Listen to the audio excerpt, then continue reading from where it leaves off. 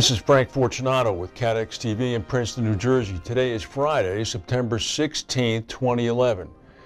Well, here's some very big news. The Transatlantic Reinsurance Company and Allied World Assurance Company merger is off. It fell through.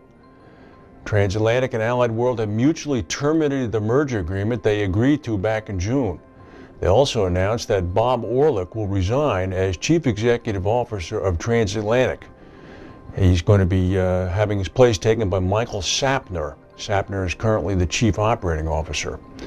In addition, Transatlantic is going to pay Allied World a termination fee of $35 million, plus reimburse Allied World with $13 million of expenses.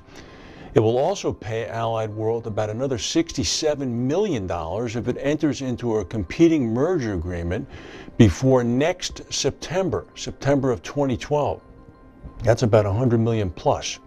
Transatlantic said it will continue to entertain and evaluate any serious proposal or opportunity that offers its stockholders full and fair value. The biggest shareholder of Transatlantic, Davis Selected Advisors, welcomed the merger termination. This is incredible news. Ed Noonan at Validus has now ended up in the catbird seat here if Transatlantic is willing to swallow this $100 million poison pill, of which some $60 million would be coming in the event they agreed to something. Well, the listing Norwegian cruise ship in the harbor in the Norwegian fjords now is hitting the insurance market. The ship caught fire yesterday and is now in danger of actually capsizing at the dock. Rescue workers are still trying to make sure the ship doesn't go over. The ship is being operated by the Norwegian cruise ship company Hurtigruten. They've even now enlisted a crane to be rolled onto the dock next to the ship to try to hold the ship upright.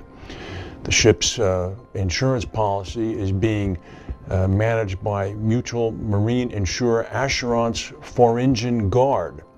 They're set to actually provide the vessel with protection in both indemnity, P&I, and hull and machinery cover.